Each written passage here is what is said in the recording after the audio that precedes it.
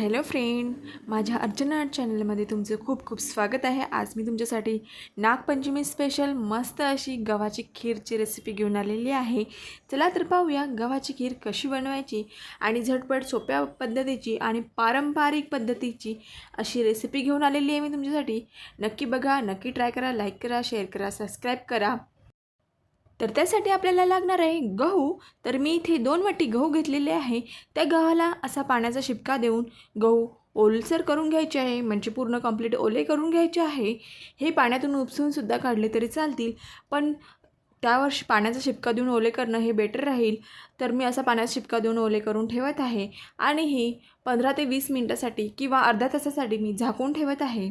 अर्ध्या तासानंतर ते बघूया आपण पूर्ण ड्राय झालेले आहे। हे आता आपल्याला मिक्सरच्या भांड्यातून पल्स मोडवर फिरवून घ्यायचे आहे। त्याचे फक्त आपल्याला नाके तुटले पाहिजे एवढे ते आपल्याला मिक्सरमधून फिरवून घ्यायचे आहे। बघा, अशा पद्धतीने मी ते मिक्सरमधून फिरवून घेतलेले आहे। अगदी अर्ध्या मिनिटासाठी, अर्ध्या मिनिटापेक्षाही कमी हे मी मिक्सरमधून फिरवून घेतलेले आहे। बघा, हे फक्त तुटलेले आहे आणि बघा अशा पद्धतीने, आणि याची साल पण निघालेली आहे। हे आपल्याला पाखडून म्हणजेच फटका मारून याची साल काढून घ्यायची आहे। हे या प्रकारचं गव्हाचं दलिया आपण घरी बनवलेला आहे। हा आपण रेडीमेडसुद्धा आणू शकतो। रेडीमेड मार्केटमध्ये गव्हाचा दलिया अवेलेबल असतो, तो आणून आपण डायरेक्ट खीर बनवली तरी चालेल, पण हा इथे मी घरी बनवत आहे। अशा प्रकारचा दलिया बनवून आपण वर्षभर ठेवू शकतो आणि वाटेल तेव्हा आपण खीर बनवून घेऊ शकतो। बघा, अशा प्रकारे ही साल निघत आहे।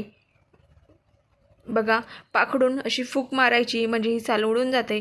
अशी साल आपण गोळा करायची आहे आणि याची साल काढून घ्यायची आहे। मस्तच असं हे सोपी पद्धत आहे दलिया बनवण्याचा। तुम्ही ही नक्की ट्राय करू शकता आणि इझी पण आहे। बघा, ही दाखवत आहे मी तुम्हाला कशा पद्धतीने ही पाखडून काढून घ्यायची।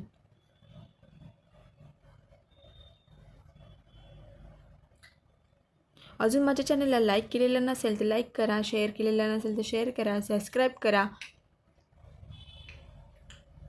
आणि ही रेसिपी नक्की ट्राय करा।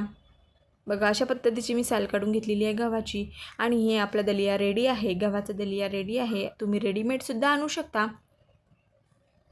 बघा, आता आपण ही खीर बनवायला सुरुवात करणार आहोत। आता हा दलिया आपण निघालेला नसेल, याची साल पूर्ण निघालेली नसेल तर आपण अशा पद्धतीने सुद्धा साल काढू शकतो, की पाण्याने धुवून सुद्धा साल काढू शकतो। पाणी टाकलं यात की बरोबर साल वरती तरंगते, ती साल आपण काढून घेऊ शकतो। आणि असं 2-3 पाण्याने आपल्याला धुवून घ्यायची आहे। धुवून घेतल्यानंतर आपल्याला हे शिजवायला ठेवायचं आहे।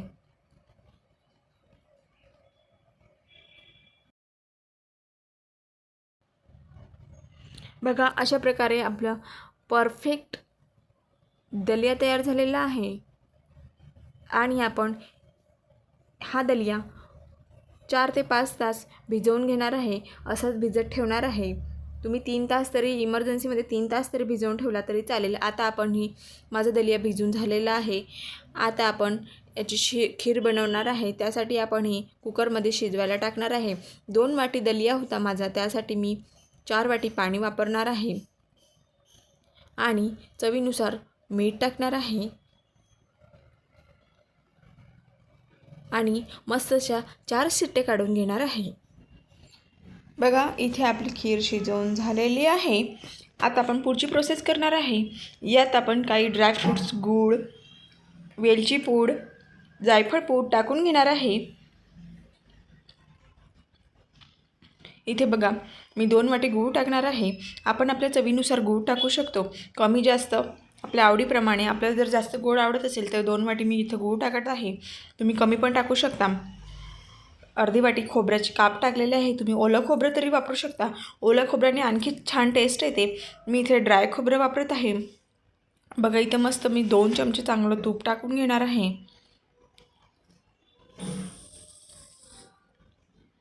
मस्त, आणि वेलची पूड आणि जायफळ पूड टाकून घेत आहे।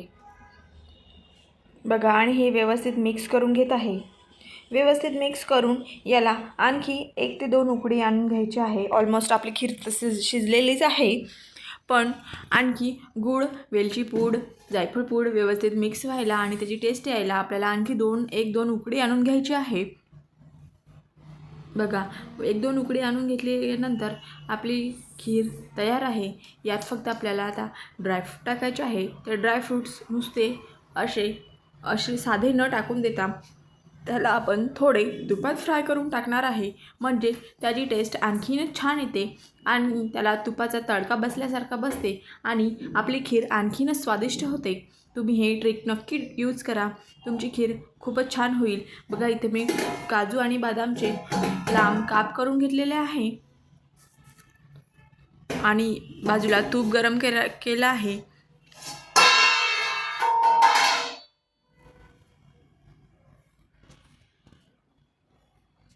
बघा, तूप मस्त गरम झाले आहे. यात मी काजू आणि बदामची काप टाकत आहे आणि मस्त फ्राय करत आहे आणि याचा तडका आपण आपल्या खिरीला देणार आहोत. बघा, अशा पद्धतीने तुम्ही नक्की ट्राय करा. याची टेस्ट खूप छान येते खिरीला. ही ट्रिक तुम्ही नक्की ट्राय करा आणि खिरीला वेगळी टेस्ट आली का मला कमेंटमध्ये नक्की कळवा. हे आपली खीर बनवून तयार आहे. आपली खीर खाण्यासाठी पूर्णपणे तयार आहे. तुम्ही हे नक्की ट्राय करू शकता आणि माझ्या चॅनलला लाईक, शेअर, सबस्क्राईब केलेलं नसेल तर नक्की करा. आणि तुम्ही माझा व्हिडिओ पूर्ण बघितल्याबद्दल तुम्हा सर्वांचे खूप खूप खूप धन्यवाद.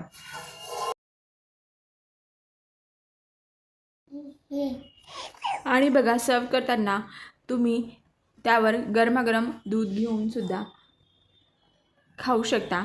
ते आणखीनच टेस्टी लागते आणि हे शिजवताना सुद्धा तुम्ही यात दूध टाकू शकता. पण त्यापेक्षा अशी खायच्या वेळेस गरमागरम दूध घेऊन खायला खूप छान लागते. मस्तच आपली खीर तयार आहे.